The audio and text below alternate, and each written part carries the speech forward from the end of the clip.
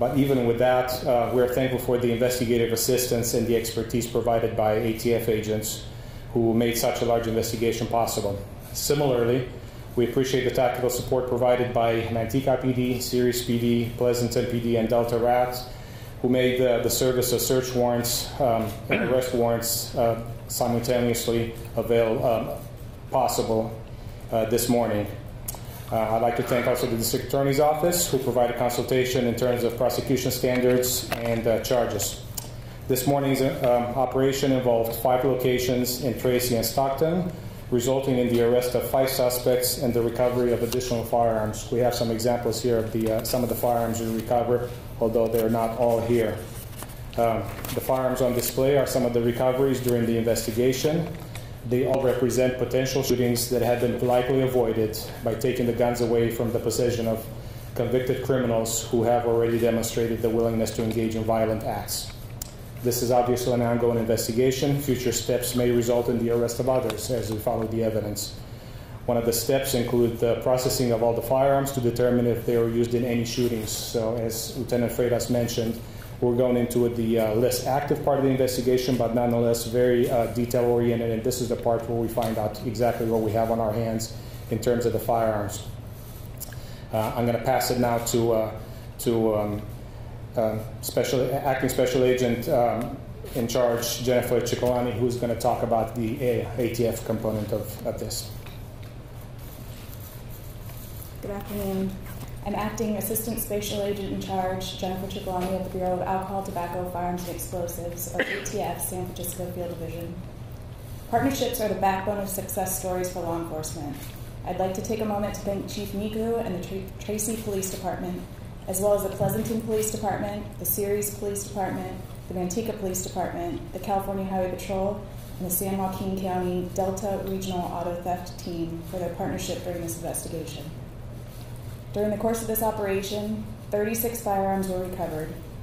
Each one of those recovered firearms in the hands of a gang member or violent offender possessed a threat to public safety, a threat that could have resulted in the loss of life of an innocent person. They also represent the tireless fight ATF special agents and law enforcement officers take on a daily basis to ensure the safety of this community. To combat violent crime, ATF and its partners will continue to target both the firearms traffickers and the criminals and gang members whose hands these firearms end up in. Through our combined mission, we are committed to working together for the communities we serve. I stand here before you happy to say that today's operation was a success because of our partnerships, and this is a safer place because of it. Thank you. Good afternoon, Christine Reed from the San Joaquin County District Attorney's Office. On behalf of District Attorney Tori Gerber Salazar, I'd like to thank our partners, first and foremost, Tracy Police Department, detectives and officers, and Chief Miku for this opportunity to stand before you, and thank all of the officers that took part in this investigation and all the efforts to remove each and every one of these guns off the streets. As was mentioned, each and every gun that's removed from the streets helps keep our communities safe, and just applaud the efforts on an ongoing daily basis now and always between these agencies. It takes each and every one of the detectives, officers working together in conjunction with representatives from the ATF and other agencies to work in collaboration to remove these weapons that continue to come into our communities. We work tirelessly at the District Attorney's Office to work with these agencies to keep our communities safe. Thank you. All right, at this point we can open it up to a few questions, so if anybody has one, please just raise your hand and I'll point you out. Chief, you brought the ATF here. Are these suspects that you've arrested today, will they be facing federal charges in addition to local charges? At this point, we're only looking at local charges. I think that's more appropriate for the, based on the evidence we have discovered. ATF has provided a lot of logistical support, and they will continue to do so in terms of tracking as much as we can from the firearms. Some of them are untraceable. They don't have serial numbers. But nonetheless, they will process, and we will continue to work with that. But in terms of charges, everything will be at the local level through the DA's office.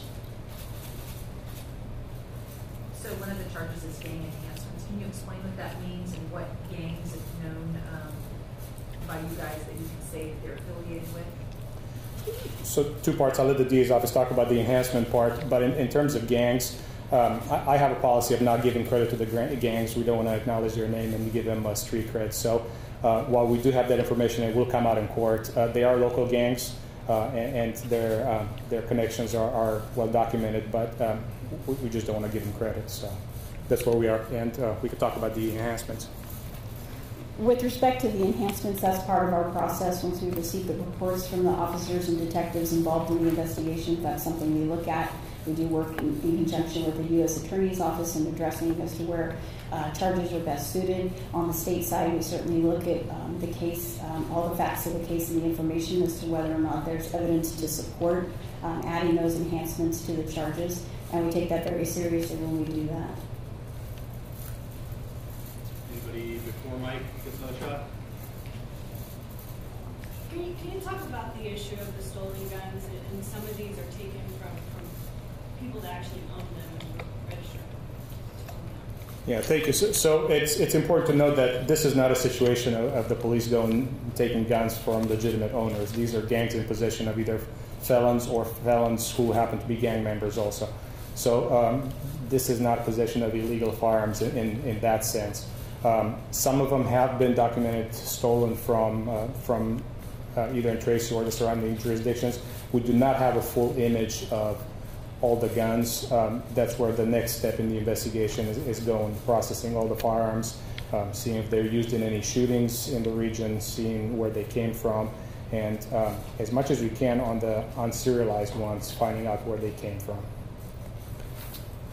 Back to Mike, and then we'll come.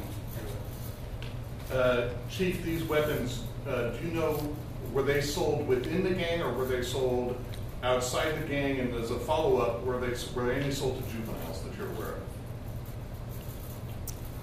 I don't have the information on the ages. As far as where they're sold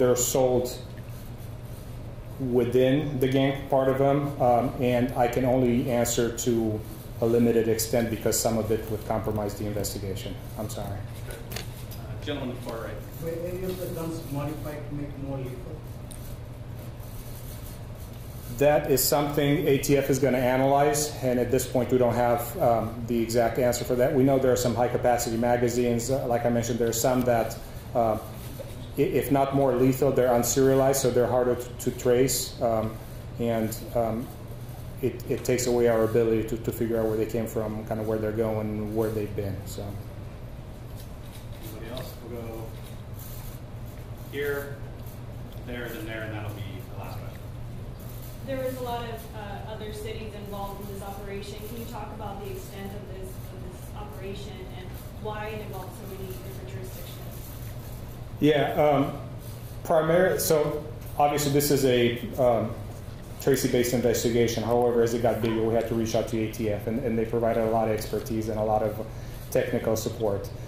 As we began developing more locations and start to keep track of more suspects, logistically it just involves more officers, and it culminated today to the point where we had to serve all the search warrants simultaneously at the same time to both secure evidence and to make sure we get all the arrests that we needed to get. So a lot of the support today from Manteca, Ceres, and Pleasanton was tactical in terms of SWAT teams or vehicles or equipment and even staff they provided. So part of it was on the investigative side, part of it was just the tactical side today in terms of entry teams. Here we are. So we spoke with one of the people at the house, one of the suspects who was apprehended and arrested this morning, who was frustrated with the way that everything happened and that he would have come to the door.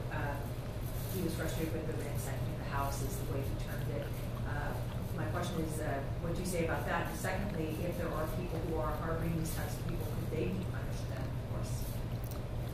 I would put it in the context of the investigation. We're looking at quite a large number of firearms we recovered from this group.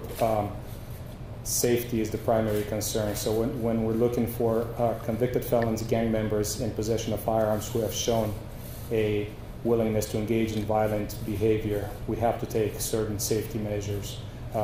Obviously, it doesn't address the so-called ransacking. I was not at that scene. I don't know what happened, but we're still in the phase where we're looking for evidence, and evidence can be found in different locations. and people are highly motivated to not allow the police to find contraband and illegal firearms.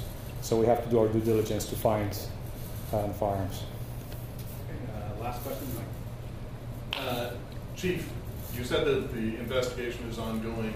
Is there anything that the communities, either in Tracy or Stockton, should be on the lookout for, or any way that they can help this investigation at this time? First of all, I'd like to thank the community. We recognize the support we get all the time, and I've acknowledged the fact that we don't always talk about all our investigations. We tend to highlight the more important ones, but we know the support is there. In terms of specifically for this case, if anybody has, as we put out the names and we'll put out the pictures out there, if anybody has information that could help us with the investigation, if anybody knows where these firearms came from, or where there may be more, or if anybody wants to talk to our investigators, we're available. They can also do it anonymously through Crime Stoppers, and we publicize that avenue well. But what I want the community to take away more than anything is that we're committed to reducing violent crime, and more important than anything is to prevent incidents before they happen. So whenever we get an opportunity to do that, like in this case, taking guns off the street that have no good reason to be in the hands of convicted felons and gang members, we're going to be there doing that. We tend to talk a lot about last night we had Coffee with a Cop, where we get to engage the community at different levels, but that doesn't mean we don't do the necessary investigations and operations to keep the city safe. So we take pride in not only enhancing our relationship with the community, but also standing firm on some of the principles of law enforcement. And that's what Tracy Police Department is about.